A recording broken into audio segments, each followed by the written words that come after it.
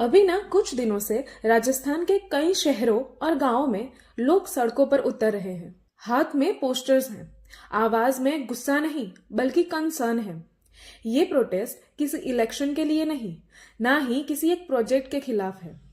सवाल सिर्फ इतना है कि जो पहाड़ियां हम सालों से देखते आ रहे हैं, क्या वो धीरे धीरे खत्म होने वाली है? और अगर हाँ, तो इसका असर सिर्फ राजस्थान तक ही सीमित रहेगा या फिर दिल्ली, हरियाणा और पूरे नॉर्थ इंडिया को महसूस होगा? Hello and welcome to the show. Aravalli range India की उन नेचुरल स्ट्रक्चर्स में से एक है जिसके बारे में ज्यादा बात नहीं होती, लेकिन जिसका इम्पोर्टेंस नॉर्थ इंडिया के एनवायरमेंटल बैलेंस के लिए बहुत गहरा है। ये माउंटेन रेंज दुनिया की सबसे पुरानी जियोलॉजिकल फॉर्मेशंस में से एक मानी जाती है, जिसकी एज लगभग 1.5 से 2 बिलियन साल बताई जाती है। अरावली गुजरात से शुरू होकर राजस्थान, हरियाणा और दिल्ली एनसीआर तक फैली हुई है। लगभग 800 किलोमीटर का रेडियस कवर करती है। ये हिमालयाज जैसे हाई माउंटेन्स नहीं है, बल्कि टाइम के साथ साथ इरोड हुई लो हिल्स और रॉकी रिजेस का एक सिस्टम है, जो आज भी एक नेचुरल बैरियर का काम करता है। हिस्टोरिकली अरावली का रोल सिर्फ जियोग्राफिकल नहीं बल्कि सिविलाइजेशनल भी रहा है। इस रेंज ने थार डेजर्ट को ईस्ट की तरफ फैलने से काफी हद तक रोका है। एनवायरमेंटल एक्सपर्ट्स का मानना है कि अगर अरावली के रूप में ये नेचुरल बैरियर नहीं होता तो राजस्थान का ये डेजर्ट हरियाणा, वेस्टर्न उत्तर प्रदेश और दिल्ली रीजन तक बढ़ सकता था। अरावली के आसपास एंशियंट कॉपर माइनिंग के एविडेंसेस मिले हैं, जो इस बात की तरफ इशारा करते हैं कि ये एरिया हजारों साल पहले भी ह्यूमन सेटलमेंट्स और अर्ली इकोनॉमिक एक्टिविटी का सेंटर रहा है। इकोलॉजिकल पॉइंट ऑफ व्यू से देखा जाए तो अरावली रेंज नॉर्थ इंडिया के लिए एक लाइफ सपोर्ट सिस्टम की तरह काम करती है। ये रेंज मानसून के दौरान गिरने वाले पानी को एब्जॉर्ब करके अंडरग्राउंड वाटर को रिचार्ज करती है, जिसका direct benefit Delhi NCR, Haryana और राजस्थान के कई सेमी एरिड रीजन्स को मिलता है। और जब इन पहाड़ों को कट किया जाता है या लार्ज स्केल माइनिंग होती है तो ये नेचुरल वाटर होल्डिंग कैपेसिटी खत्म हो जाती है, जिसका result long term water scarcity के फॉर्म में सामने आता है। अरावली के फॉरेस्ट ड्राई डेसिडुअस कैटेगरी में आते हैं और इनमें काफी रिच बायोडाइवर्सिटी पाई जाती है। यहाँ लेपर्ड्स, नीलगाय, जैकल्स, रेप्टाइल्स और कई स्पीसीज के बर्ड्स पाए जाते हैं।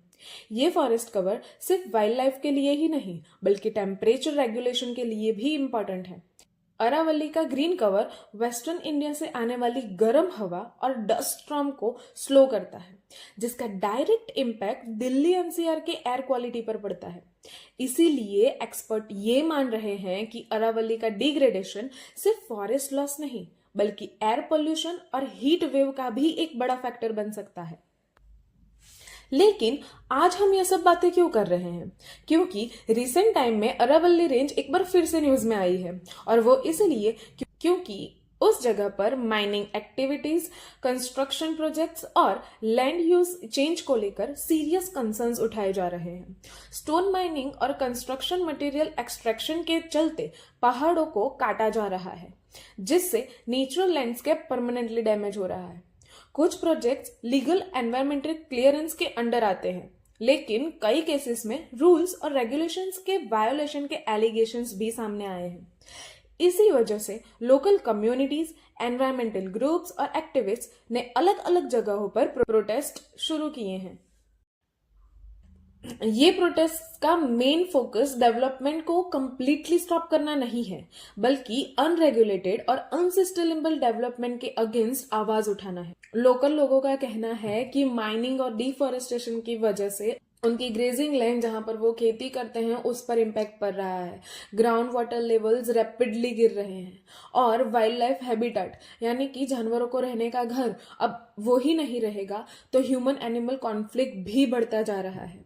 प्रोटेस्ट करने वाले ग्रुप्स डिमांड कर रहे हैं कि अरावली रीजन में साइंटिफिक एनवायरमेंटल इम्पैक्ट असेसमेंट के बिना कोई भी लार्ज स्केल एक्टिविटी अलाउ ना की जाए। और अगर अरावली रेंज का डिग्रेडेशन इसी स्पीड से चलता रहा ना तो एक्सपर्ट्स के अकॉर्डिंग इसका इम्पैक्ट सिर्फ एक स्टेट या सिटी तक लिमिटेड नहीं रहेगा। ग्राउंड वाटर रिचार्ज कम होने से पानी का सीवियर क्राइसिस आ सकता है। डेजर्टिफिकेशन यानी कि आज जो जगह हरी भरी हैं उनको रेगिस्तान में तब्दील होने में ज्यादा टाइम नहीं लगेगा। नॉर्थ इंडिया में एवरेज टेम्परेचर और हीट वेव्स की इंटेंसिटी बढ़ सकती है। बायोडाइवर्सिटी लॉस के साथ साथ इकोलॉजिकल इम्बैलेंस पैदा होगा, जिसका असर लॉन्ग टर्म में एग्रीकल्चर, हेल्थ और अर्बन लाइफ पर पड़ेगा। और ये इम्पैक्ट ओवरनाइट नहीं दिखते, लेकिन 5 से 10 साल के अंदर क्लियरली विजिबल हो जाते हैं। यानी कि हम लोग तो अपनी लाइफ जी लेंगे, लेकिन अब हमारी नेक्स्ट जनरेशन का क्या? एक्सपर्ट्स का मानना है कि डेवलपमेंट और कन्वर्जेशन एक दूसरे के बिल्कुल अपोजिट है, लेकिन दोनों को पैरेलल ले जाने के लिए एक रेगुलेटेड और साइंटिफिक प्लानिंग जरूरी है।